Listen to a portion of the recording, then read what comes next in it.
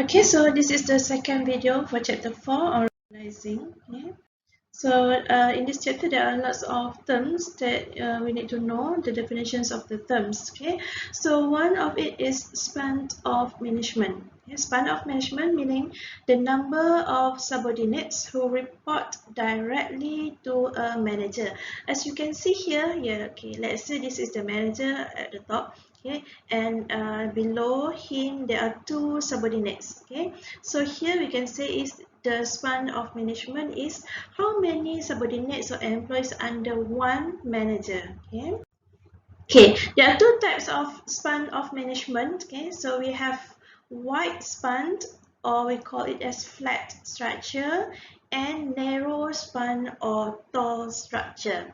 So for flat and tall structure, it's gonna look like this. Okay, so this is the tall structure. We call it as tall structure because it's tall here. You can see it's very tall here from the top person, okay, the CEO, to the lowest employees in the organization. Okay, so it's tall. Okay, and when it's tall, so it will look narrow. Okay, from up here to the down here, so kind of narrow.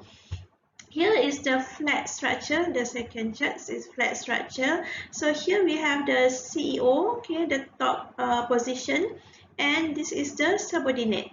Okay, this is only examples. Of course, we have many other employees under this. Okay, so when the position is like this, so we can see that it is flat. Okay. So then under one manager here, there are many employees or subordinate under him, while for the tall structure, it's very limited. Okay, so one manager only manage supervise a limited number of employees. Okay. Major factors to influence the span of management. Okay, so you look just now the structure we have tall and flat. Okay, how to determine whether we want to have the tall or the flat structure? Okay, it depends on these factors. Okay, the first one is the type of work. Okay, heavy supervision or not. Okay, so the type of work that the subordinate have to perform, the activities that they have to do, is it require heavy supervision from the supervisor or from the manager or not? Okay, so if they require heavy supervision, the manager have to supervise frequently, so of course he cannot have too many employees under him, so must be limited. So when limited, you have to choose the tall structure. Okay, the second one is the location of the task. The task performed by the subordinates or the employee. Is it the location of each task is near or far? So if they are far from each other, so the manager might consider to have limited number of employees or subordinate under him. Okay, but if the location is quite near, so he can have many subordinates. Okay. The third one is the ability of the manager. Okay, if the manager is very good, have vast experience in managing the employees, okay, so he can have many subordinates under him. Okay, but if the manager is kind of new, don't have any large experience, so of course we might limit the number of the subordinates. Okay, the abilities and skills of the employee, of course it depends on the employee. If we have the employees are very skillful, have the abilities to do the task, so the supervisor might have many employees under him. But if the employees not that skillful, the manager have to teach them, they have lack of abilities, so we want to limit the number of the employee.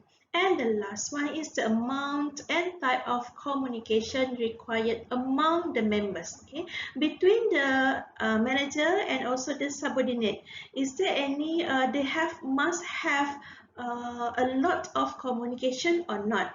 If the manager with the employees or the members required to communicate a lot. Okay, so the manager might want to limit the number of employees under him because it's very difficult to have this communication with a lot of people. Okay, so whether we want to choose whether the structure gonna be tall or flat, so it depends on these 5 factors. Okay, next we have chain of command. Okay, chain of command, the definitions for chain of command is the separate lines of authority or power among all positions in an organization. Okay, or line of authority and responsibility. Of course, inside the organization, when you see the organizational charts, okay, you can see clearly there are separate lines between the authority, between the position. The higher the position, the more authority, the more power that you have. Okay.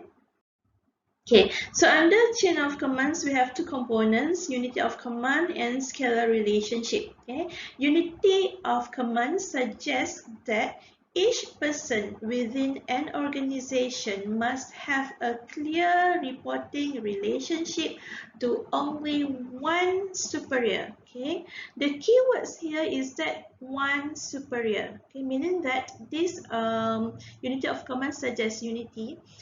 Suggests that each individual should really identify, know who he have to refer to, the immediate boss. Okay, so each person, okay, individual must have only one superior at one time. Okay, the immediate superior. Okay, while for scalar relationship suggests that there must be a clear, okay, and unbroken line of authority that extends from the lowest to the highest position in the organization.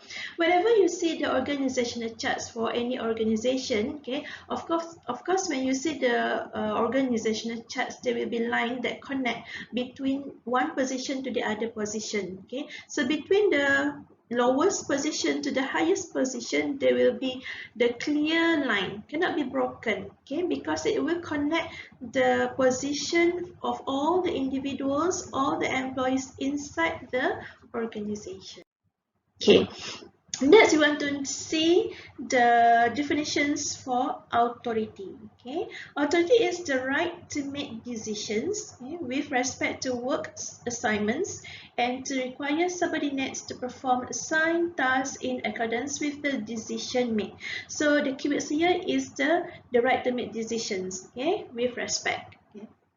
So when we have the authority, so of course people will respect us because of the positions, the authority that we have. Okay. So there are two types of authority, okay?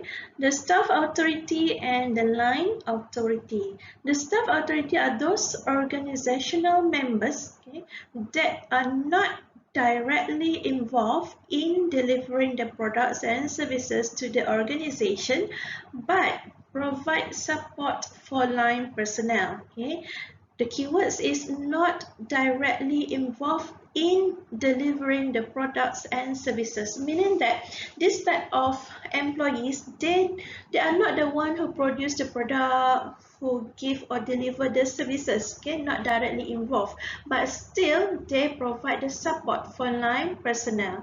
For example, let's say that you go to McDonald's, okay, so those people who you see doing the products and services and all that are not the staff authority, but the staff authority are those people who are at the back of what you see. For example, the marketing staff, the admin staff. Okay, so they are not the one who prepare your food, but they provide the support for the line personnel.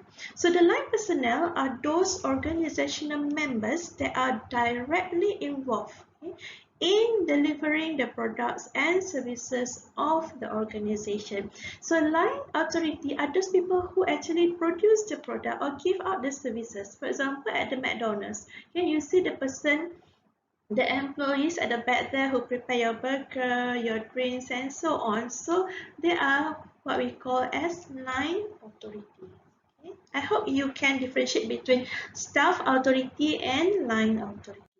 Okay, the next one, the next terms that we need to know in organizing is delegation. Okay, the process of transferring the authority for a specific activity or task to another member of the organization and empowering that individual to accomplish the task effectively. Okay, I said that when we are at a certain position, with the position we will have the authority to do the task. Okay, but sometimes maybe because you have a lot of things to do, so you need to transfer a little bit of your authority to the other person, okay, so that the person can help doing the task for you. Okay, so this is what we call as delegation.